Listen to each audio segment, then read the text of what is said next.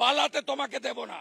মমতা মুখ্যমন্ত্রী থাকবে না এই সময় 2026। আজকে 11 জুন লিখে রাখুন, মমতা প্রাক্তন মুখ্যমন্ত্রী হবে, রাজীব কুমারকে থাকতে হবে। আজকের দিন সময় আমি নোট করে নিয়ে ভবানী ভবন ছাড়ছি। পুলিশের ছেলেরা মার খাচ্ছে, মহিলারা মার খাচ্ছে, 12টা গাড়ি ভেঙেছে। আমি কলকাতা হাইকোর্টে ছুটির দিনে গিয়ে অর্ডার আছে, তুমি ফেল করলে প্যারামিলিটারি চাও হিন্দুদের বাঁচানোর জন্য।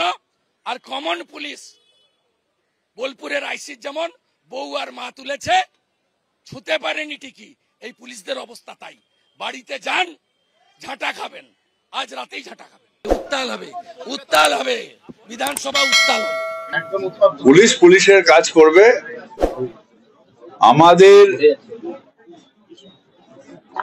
এই বাংলায় হিংসার কোনো জায়গা নেই। বাংলা কখনোই গুজরাট হবে না। এখানে আমরা শান্তিপূর্ণভাবে ছিলাম, আছি, থাকবো। সর্বধর্ম সমন্বয় নিয়ে থাকবো, আমরা সবাই আনন্দের সাথে থাকবো।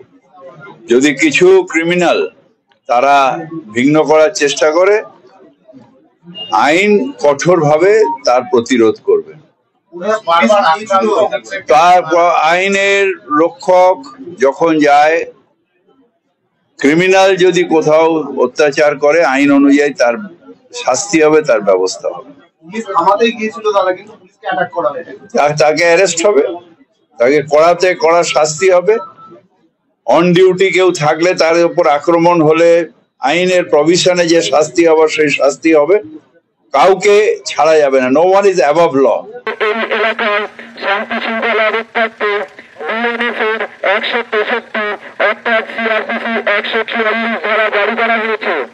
এই আইনের বিধান অনুসারে 5 জন অথবা তার বেশি ব্যক্তি এক জায়গাতে জমায়েত করা সম্পূর্ণভাবে নিষিদ্ধ। এই আদেশের অমান্যকারীদের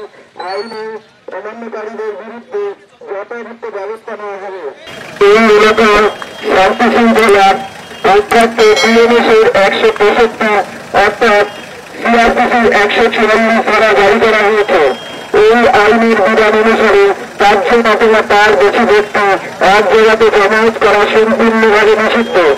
এই আদেশের অমান্যকারীদের বিরুদ্ধে যথাযথ ব্যবস্থা নেওয়া হবে। যারা বিক্ষিপ্ত ঘটনাকে কেন্দ্র করে এইগুলো হয়েছে, যারা সমাজবিরোধী তারা এসে সুযোগ নিয়ে এই সমস্ত গণ্ডগোলগুলো করছে। পাবলিক পুলিশ কন্ট্রোল করছে, অনেক পুলিশ ইনজিওর্ডও হয়েছে। এখন ব্যাপার হচ্ছে একটা ঘটনা ঘটলেও তার কিছু রিয়াকশন হয়, সেটাই হয়েছে। ভীষণ পুলিশ ছিল না তো, সেই হিসাবে পারেনি, তারপরে পুলিশ এসছে, কন্ট্রোল হয়েছে। এটা তো এরম নয় যে পৃথিবীতে এই ঘটনাটা কোথাও প্রথম ঘটছে।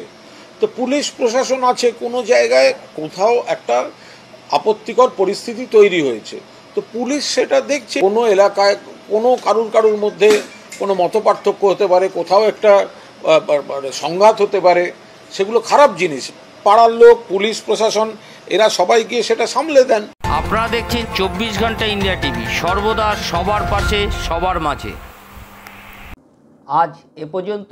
সঙ্গে রাখুন 24 ঘন্টা ইন্ডিয়া টিভি। দেখতে থাকুন সব জেলার সব খবর সবার আগে 24 ঘন্টা ইন্ডিয়া টিভির পর্দায়। নমস্কার।